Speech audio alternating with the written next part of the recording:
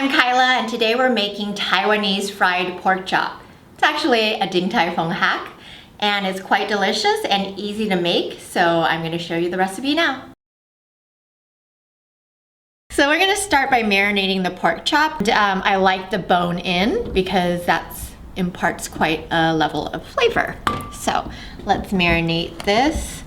And I'm gonna eyeball it. When you're doing marinade, it's not necessarily important to be super exact, but you kind of want to be generally around the amount. And this is 4 tablespoons, which I equate to 4 glugs.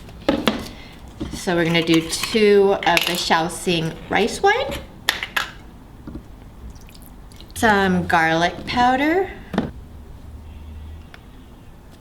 Chinese 5-spice powder. Always finish off with some salt and pepper, spoons of sugar, which I will measure.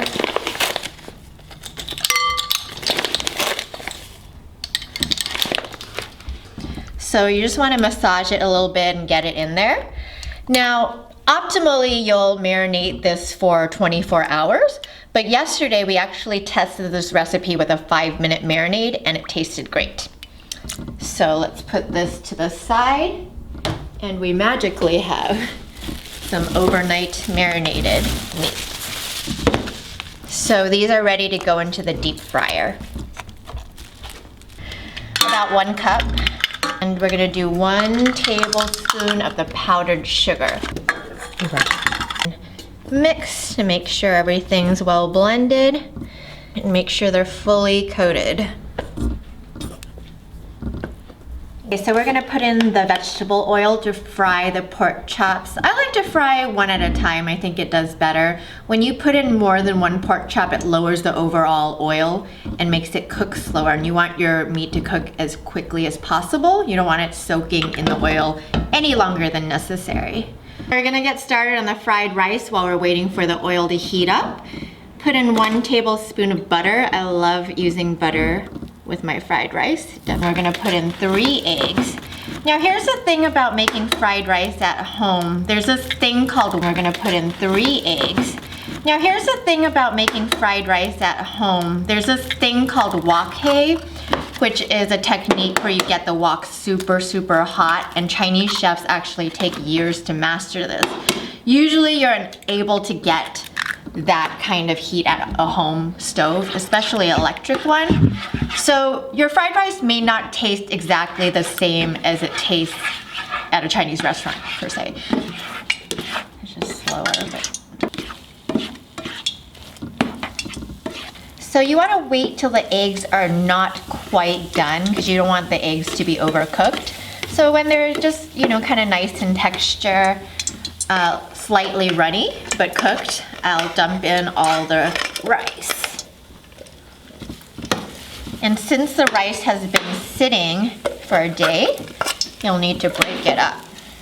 This actually works a lot easier in high heats. And this obviously works better in a wok. We didn't have a second wok, so we're gonna make a mess in this little frying pan. And always remember to season along the way. So this is done, so we can get started on the pork chops. We're ready to fry the pork chops. There's a couple of ways you can tell when the oil is done. You can use a thermometer, that's the best way. You could stick a wooden chopstick in there and see bubbles around. Or I like to just put some water and that's ready. It may actually be slightly too hot, but let's go. So place it gently, sorry.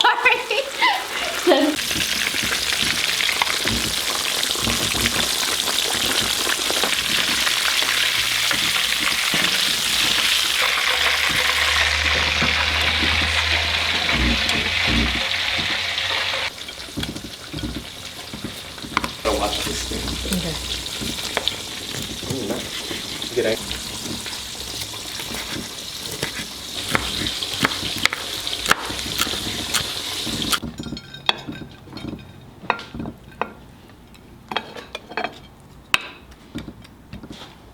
So if you want to be fancy, you could put this in a bowl and shape it.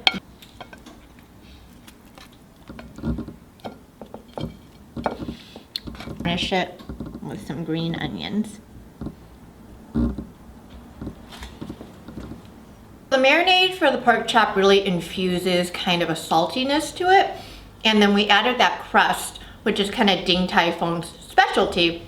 It has a sweetness to it. We added that powdered sugar. So it blends really well with the salty fried rice, with the fluffy eggs. Really delicious mix. So we have the finished product here, and it's a great weeknight meal. You can make it in about 15 minutes. Just marinate your meat overnight and forget about it. Go off to work or whatever.